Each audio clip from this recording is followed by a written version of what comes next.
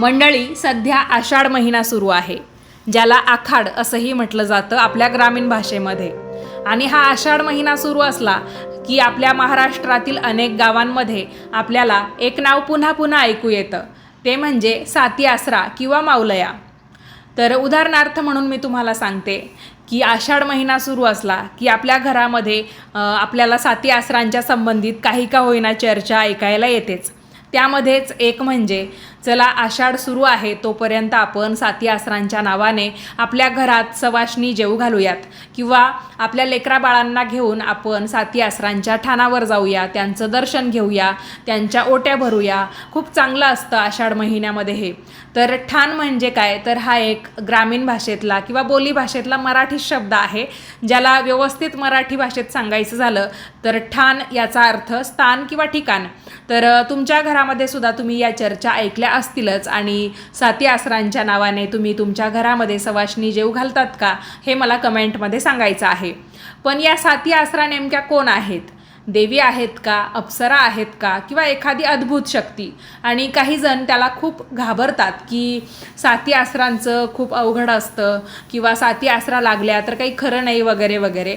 तर या व्हिडिओतून, या कथेतून तुम्हाला सगळी माहिती ऐकायला मिळेल की साती आसरा नेमक्या कोण आहेत, किंवा त्यांचा मानपान आपण आषाढ महिन्यामध्ये कसा केला पाहिजे, त्याचा फायदा आपल्याला काय होतो. तर नमस्कार मंडळी, मी शीतल आणि तुम्ही पाहताय दिल्लीकर मराठी. तुम्हाला जर धार्मिक आध्यात्मिक व्हिडिओ पाहायला आवडत असेल, पूजा अर्चांचे व्रतवैकल्यांचे व्हिडिओ तुम्ही शोधत असाल, तर आपल्या चॅनेलवर तुम्हाला या सगळ्या प्रकारचे व्हिडिओ पाहायला मिळतील. त्यामुळे तुम्ही नक्की आपल्या चॅनेलला सबस्क्राईब करा आणि व्हिडिओ पाहत असताना कमेंट्समध्ये लिहा साती आसरा की जय. चला तर मग व्हिडिओला सुरुवात करते. तर मंडळी, असं म्हणतात की नदी, ओढे, विहिरी आणि पाण्याच्या ठिकाणी साती आसरांचा म्हणजेच माऊलयांचा वास असतो, विशेषतः आषाढाच्या महिन्यामध्ये. आजही काही गावांमध्ये सूर्यास्तानंतर नदीकाठी जाणं टाळलं जातं. काही ठिकाणी नवस बोलले जातात, तर काही ठिकाणी साती आसरांची ओटी भरली जाते. पण या सर्व श्रद्धांमागे नेमकी कथा काय आहे? साती आसरा कोण होत्या? त्यांचा उगम कसा झाला? आणि आषाढ महिन्यातच त्यांचं महत्त्व इतकं का वाढतं? तर हे सगळं आपल्याला या व्हिडिओत ऐकायला मिळेल. तर लक्षपूर्वक ऐका. आज आपण महाराष्ट्रातील लोकपरंपरेमध्ये सांगितली जाणारी साती आसरांची रंजक अशी कथा ऐकणार आहोत. ही कथा केवळ श्रद्धेची नाही, तर आपल्या संस्कृतीची, निसर्गाशी असलेल्या नात्याची आणि लोकविश्वासांची सुद्धा आहे. तर व्हिडिओ त्यासाठीच मी तुम्हाला सांगते की शेवटपर्यंत पहा, कारण कदाचित आज तुम्हाला साती आसरांबद्दल अशा काही गोष्टी समजतील ज्या तुम्ही याआधी कधीच ऐकल्या नसतील. तर मंडळी, साती आसरांबद्दल बोलण्यापूर्वी एक गोष्ट लक्षात घ्या. साती आसरांचा उल्लेख भागवत, रामायण, महाभारत किंवा 18 पुराणांपैकी स्पष्टपणे कुठेही आढळत नाही. त्यांची कथा ही मुख्यतः महाराष्ट्रातील लोकपरंपरा आणि लोकश्रद्धांमध्ये जपली गेलेली आहे. त्यामुळे गावागावानुसार या कथेचे वेगवेगळे प्रकार ऐकायला मिळतात. आता प्रश्न पडतो, आसरा म्हणजे काय? तर लोकमान्यतेनुसार आसरा म्हणजे अदृश्य रक्षण करणारी शक्ती. काही ठिकाणी त्यांना 7 बहिणी असंही म्हटलं जातं, काही ठिकाणी त्यांना मोठ्या बाया असंही म्हणतात. आणि म्हणूनच त्यांना त्या 7 जणी आहेत या अर्थाने साती आसरा असं म्हटलं जातं. तर मंडळी, असं मानलं जातं की या 7ही शक्तींचा संबंध नदी, विहीर, तलाव, झरा आणि पाण्याच्या पवित्र ठिकाणांशी असतो. म्हणूनच जुन्या काळी लोक पाण्याच्या ठिकाणी जाताना नमस्कार करत, पाणी वाया घालवत नसत, निसर्गाचा आदर करत, किंवा नदी ओलांडून आपल्याला कुठे दुसऱ्या गावाला जायचं असेल, दुसऱ्या ठिकाणाला जायचं असेल, तर नदीमध्ये एक रुपयाचं नाणं किंवा आपल्याकडे काही सुटे पैसे असतील तर ते सुद्धा टाकण्याची पद्धत होती. काही भागांमध्ये तर आषाढ महिन्यात नदीकाठी जाताना स्त्रिया हळदी कुंकू वाहतात, ओटी भरतात किंवा मनोभावे प्रार्थना करतात. त्यामागे भीतीपेक्षा निसर्गाबद्दलचा आदर आणि लोकश्रद्धा अधिक महत्त्वाची मानली जाते. आणि याच कारणांमुळे आजही अनेक ज्येष्ठ मंडळी आपल्याला सांगतात, पाण्याच्या जागी गोंधळ करू नका, तिथे साती आसरांचा वास असतो. पण प्रश्न असा आहे की या दिव्य अशा 7 शक्ती निर्माण कशा झाल्या? त्या देवकन्या होत्या का? त्यांचा उगम नेमका कसा झाला? याचं उत्तर व्हिडिओच्या पुढच्या भागामध्ये आपल्याला मिळेल आणि ते मी लगेच तुम्हाला सांगणार आहे. कारण साती आसरांची लोककथा खऱ्या अर्थाने इथूनच सुरू होते. तर आता ऐका साती आसरांच्या जन्माची कथा. ही कथा महाराष्ट्रातील अनेक गावात पिढ्यानपिढ्या सांगितली जाते. तिचे वेगवेगळे प्रकार आहेत, पण त्यामागचा भाव जवळजवळ सारखाच आहे. असं म्हणतात की फार पूर्वी पृथ्वीवर दुष्काळ, रोगराई आणि पाण्याची भीषण टंचाई निर्माण झाली होती. नद्या आटल्या, विहिरी कोरड्या पडल्या आणि लोकांचे जीवन संकटात सापडले. तेव्हा अनेक ऋषीमुनी आणि गावकऱ्यांनी आदिशक्तीची मनोभावे प्रार्थना केली. त्यांच्या भक्तीने प्रसन्न होऊन आदिशक्ती प्रकट झाली. लोकांनी तिच्यासमोर एकच विनंती केली, हे माते, आम्हाला पाणी, समृद्धी आणि संरक्षण दे. आमच्या गावाचं रक्षण कर. असं म्हणतात. त्यावेळी आदिशक्तीने आपल्या तेजातून 7 दिव्य शक्ती प्रकट केल्या. या 7 शक्तींनाच पुढे लोकांनी साती आसरा म्हणून ओळखायला सुरुवात केली. आदिशक्तीने त्यांना सांगितलं, तुम्ही पृथ्वीवरील नद्या, विहिरी, तलाव आणि झऱ्यांचं रक्षण करा. जिथे पाणी असेल तिथे जीवन असेल आणि जिथे जीवन असेल तिथे माझा आशीर्वाद असेल. असं मानलं जातं की त्या दिवसापासून या 7 अशा दिव्य शक्ती पाण्याच्या प्रत्येक पवित्र ठिकाणाचं रक्षण करू लागल्या. म्हणूनच पूर्वीचे लोक नदी किंवा विहिरीजवळ मोठ्या आदराने वागत असत. पाण्यामध्ये घाण टाकणं, अपमान करणं किंवा उगाच आरडाओरडा करणं अशुभ मानलं जायचं. कारण त्यांच्या मते ते केवळ पाण्याचा नव्हे तर साती आसरांचा अपमान होता. मात्र या कथेमध्ये एक प्रसंग असा घडतो ज्यामुळे साती आसरांचं नाव लोकांच्या मनामध्ये अधिक गूढ बनतं. तो प्रसंग नेमका काय होता? पुढच्या भागामध्ये आपण तीच रंजक कथा ऐकूया. ती मी आता सुरू करते. साती आसरांचा जन्म झाला आणि त्यांनी नद्या, विहिरी, तलाव यांचं रक्षण करण्याचं कार्य स्वीकारलं. पण काळ जसजसा पुढे गेला तसतसं काही लोक निसर्गाचा आदर विसरू लागले. म्हणजेच काय, एक प्रकारे अनादर करू लागले, अपमान करू लागले. तर लोककथा काय सांगते की एका गावामध्ये एक श्रीमंत पण अहंकारी असा माणूस राहायचा. गावातील वडीलधारी मंडळी त्याला नेहमी सांगायची, नदीला आई मान, पाण्याचा अपमान करू नको. पण त्याला काही या गोष्टींवर विश्वास नव्हता, कारण अहंकार त्याच्या आड यायचा. त्यामुळे तो नदीमध्ये कचरा टाकायचा, मोठ्याने आरडाओरडा करायचा आणि गावकऱ्यांच्या श्रद्धेची एक प्रकारे थट्टाच करायचा. एके दिवशी काय झालं, संध्याकाळच्या वेळी तो पुन्हा नदीकाठी गेला. गावातील एका वृद्ध महिलेने त्याला थांबवत म्हटलं, बाळा, आता परत जा. ही वेळ नदीचा आणि साती आसरांचा मान राखण्याची असते. पण त्याने तिचं ऐकलंच नाही. लोककथेनुसार त्याच रात्रीनंतर त्याच्या आयुष्यात एकामागून एक संकटं येऊ लागली. त्याचा व्यापार बुडाला, जनावरं आजारी पडली आणि घरात सतत अशांतता राहू लागली. घाबरून तो गावातील ज्येष्ठांकडे गेला. त्यांनी त्याला सांगितलं, संकट साती आसरांनी दिलं की नाही हे कोणालाच ठामपणे सांगता येणार नाही, पण तू निसर्गाचा, पाण्याचा आणि लोकांच्या श्रद्धेचा अपमान केला आहेस. आधी ती चूक तू सुधार. त्या माणसाला आपल्या चुकीची कुठेतरी जाणीव झाली. त्याने नदीची स्वच्छता केली, पाण्याचं जतन करण्याची प्रतिज्ञा केली आणि गावकऱ्यांची माफी मागितली. तर लोककथेनुसार काही काळानंतर त्याच्या आयुष्यातील सर्व संकटं हळूहळू करून कमी होऊन गेली. तर मंडळी, या कथेचा खरा संदेश भीती नाही. संदेश असा आहे की पाणी म्हणजे जीवन. निसर्गाचा आदर करणारा माणूसच खऱ्या अर्थाने देवाचा आदर करतो. मग प्रश्न असा पडतो, आषाढ महिन्यातच साती आसरांचं महत्त्व इतकं का वाढतं आणि या महिन्यामध्ये त्यांच्या संदर्भात कोणत्या परंपरा पाळल्या जातात याचं उत्तरसुद्धा आपल्याला जाणून घ्यायचं आहे. साती आसरांचा उल्लेख विशेषतः आषाढ महिन्यातच का केला जातो याचं उत्तर मी तुम्हाला सांगते की धार्मिक आणि लोकजीवनाशी जोडलेलं एक सुंदर कारण याच्याशी संदर्भात सांगितलं जातं किंवा याच्याशी संबंधित आपल्याला सांगितलं जातं. आषाढ महिना सुरू झाला की पावसाळ्याला सुद्धा सुरुवात होते.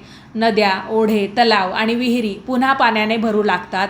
शेतकऱ्यांसाठी हा नवा आशेचा काळ असतो किंवा नव्या आशा यामुळे आपल्या मनामध्ये किंवा शेतकऱ्यांच्या मनामध्ये जागृत होत असतात की यंदा चांगला पाऊस पडेल, आपलं पीक जे आहे ते चांगलं येईल किंवा विहिरी व्यवस्थितपणे पाण्याने भरतील वगैरे वगैरे. तर पाणी म्हणजेच जीवन आणि पाणी म्हणजेच एक प्रकारचं अन्न आणि समृद्धी. कारण पाणी नसेल तर आपलं अन्नधान्य कसं पिकणार, नाही का? आणि ते नाही पिकलं तर आपल्या घरी समृद्धी म्हणजे सुखशांती, वैभव किंवा पैसे कसे येणार थोडक्यात. म्हणूनच आपल्या पूर्वजांनी पाण्याला केवळ नैसर्गिक साधन मानलं नाही, तर त्याला दैवी असं रूप दिलं. लोकांनी पाण्याच्या प्रत्येक स्रोताचा आदर करावा, त्याची स्वच्छता राखावी आणि त्याचा अपमान करू नये यासाठी अनेक लोकपरंपरा निर्माण झाल्या. साती आसरांची श्रद्धाही त्यापैकी एक मानली जाते. महाराष्ट्रातील काही भागात आजही आषाढ महिन्यात स्त्रिया नदी, विहीर किंवा झऱ्याजवळ जाऊन हळदी कुंकू वाहतात, फुलं अर्पण करतात आणि आपल्या कुटुंबाच्या सुखसमृद्धीसाठी प्रार्थना करतात. काही ठिकाणी साती आसरांची ओटी भरली जाते. ही पूजा काही भीतीपोटी नसते बरं का, तर कृतज्ञतेने केली जाते. कारण पाणी आहे म्हणूनच जीवन आहे, शेती आहे, आपला संसार आहे. जुन्या काळी आणखी एक प्रथा होती. लहान मुलांना संध्याकाळनंतर एकटं नदीकाठी किंवा विहिरीजवळ जाऊ देत नसत. त्यासाठी घरातील मोठी माणसं नेहमी म्हणायची, तिकडे साती आसरा आहेत, संध्याकाळी जाऊ नको. आजच्या काळात यामागे एक व्यावहारिक कारणही दिसतं. पावसाळ्यात नदीचा प्रवाह अचानक वाढू शकतो, विहिरी घसरड्या होतात आणि अपघाताचा कुठेतरी धोका असतो. त्यामुळे मुलांना सुरक्षित ठेवण्यासाठी अशा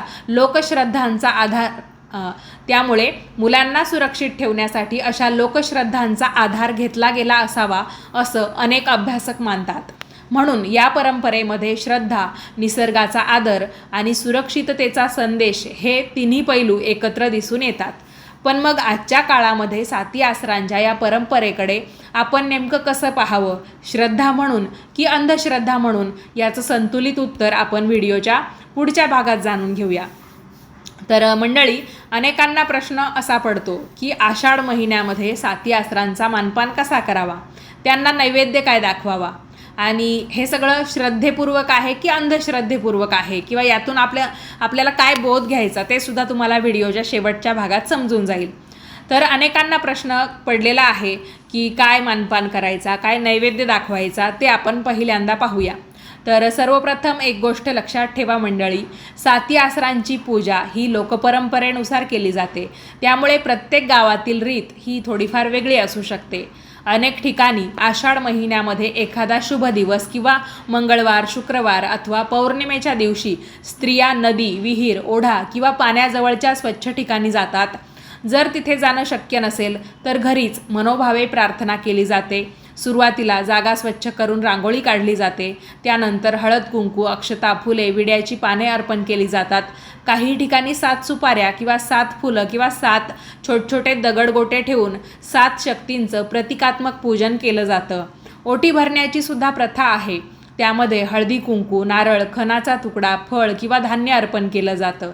हे सर्व श्रद्धेपूर्वक केलं जातं. आता नैवेद्याबद्दल बोलायचं झालं तर अनेक भागात पुढील पदार्थ अर्पण करण्याची प्रथा आढळते, जसं की पुरणपोळी, खीर, गुळ खोबरं, दूध, दही, तांदळाची खीर, फळं किंवा आपल्या घरात प्रेमाने बनवलेला एखादा सात्विक गोड पदार्थ आणि बऱ्याच ठिकाणी वरण भात, मेथीची भाजी, पोळी आणि काहीतरी गोड पदार्थ असा नैवेद्यसुद्धा ठेवण्याची पद्धत आहे. तुम्ही नक्की आषाढ महिन्यामध्ये साती आसरांना कशाचा नैवेद्य दाखवतात मला कमेंट करून सांगायला अजिबात विसरू नका. काही भागात फक्त 7 प्रकारची फळं किंवा 7 लहान नैवेद्य अर्पण करण्याची देखील प्रथा आहे. मात्र ही प्रथा सर्वत्र सारखी नसते. म्हणूनच विचारलं, तुम्ही नेमकं काय करतात कमेंटमध्ये सांगा. पूजा झाल्यानंतर कुटुंबाच्या आरोग्यासाठी, सुखसमृद्धीसाठी आणि पाण्याच्या स्रोतांचं रक्षण व्हावं अशी प्रार्थना केली जाते. आणखी एक महत्त्वाची गोष्ट, साती आसरांचा मानपान म्हणजे केवळ नैवेद्य दाखवणं नाही, तर पाण्याचा आदर करणं, नदी विहिरी स्वच्छ ठेवणं आणि निसर्गाचं रक्षण करणं हाच या परंपरेचा खरा संदेश मानला जातो. म्हणूनच आपल्या पूर्वजांनी श्रद्धा आणि निसर्ग संवर्धन यांची सुंदर सांगड या लोकपरंपरेमध्ये घातली.